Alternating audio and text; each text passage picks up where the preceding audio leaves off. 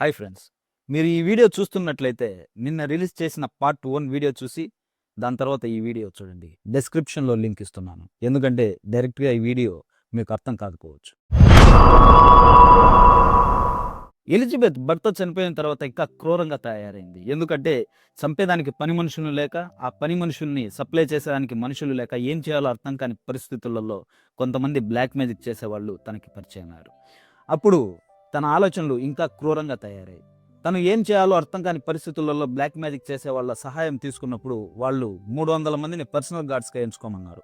ఆ 300 మంది personal guards duty ఏంటంటే హంగేరీలో, హంగేరీ బయట ఎవరైతే గిన బీదరికంలో మగ్గుతున్న ఆడపిల్లలు ఉంటారో వాళ్ళని జాబ్ ఆఫర్స్ లేదా ఏదైనా నేర్పించేదానికని చెప్పి కోటకి తీసుకొని వచ్చి ఎలిజబెత్కి అప్పజెప్పేవారు. అలా తెచ్చిన ఆడపిల్లలను తన ప్రైవేట్ సెల్లో బంధించి తనివి తీరా కొరడాలతో కొడుతూ, సూదులతో గుచ్చుతూ, అలాగే వాళ్ళ ఒంటిపైన తేనె పోసి చీమలు, కొన్ని పురుగులు వాళ్ళ శరీర భాగాలు తింటూ ఉంటే వాళ్ళు ఎదురుగా కూర్చొని భోంచేస్తూ ఆస్వాదించేది. ఇంకో దారుణమైన విషయం ఏంటంటే ఆ అమ్మాయిల జననేంద్రియాల నుంచి నోట్లోకి ఒక రాడ్ లాంటిది దించి ఎలాగైతే మనం చికెను, మటన్ను గ్రిల్ చేసి తింటామో అలాగా వాళ్ళని గ్రిల్ చేసి తినేది.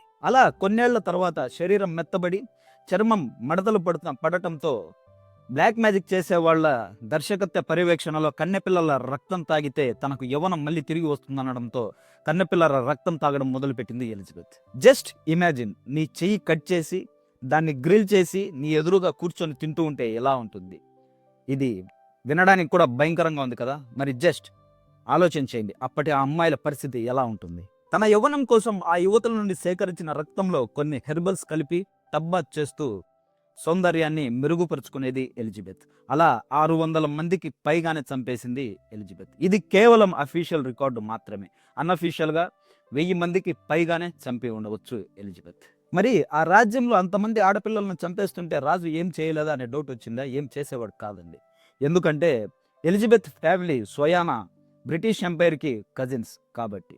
కానీ ఎలిజబెత్ ఒక తప్పు చేసింది. అది ఏంటంటే మిగతా రాయల్ ఫ్యామిలీకి చెందిన కొంతమంది కన్నె పిల్లలను చంపి వారి రక్తం తాగడంతో మిగతా రాయల్ ఫ్యామిలీస్ వాళ్ళ ఒత్తిడితో తన ఇల్లు సెర్చ్ చేశారు సైనికులు. ఒక టేబుల్ మీద మనిషి మటన్ గ్రిల్ చేసి రెడ్ బ్లడ్ తాగుతూ అడ్డంగా దొరికిపోయింది సైనికులకి ఎలిజబెత్.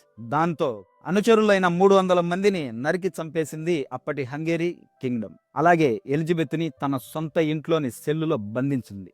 దాంతో మనిషి మాంసం లేక, రక్తం లేక తనకు 54 ఏళ్ల వయసులో చివరి శ్వాస వదిలేసింది ఎలిజబెత్. ఈ ఎలిజబెత్ స్టోరీ గురించి మీరేమనుకుంటున్నారు? కామెంట్ చేసి చెప్పండి.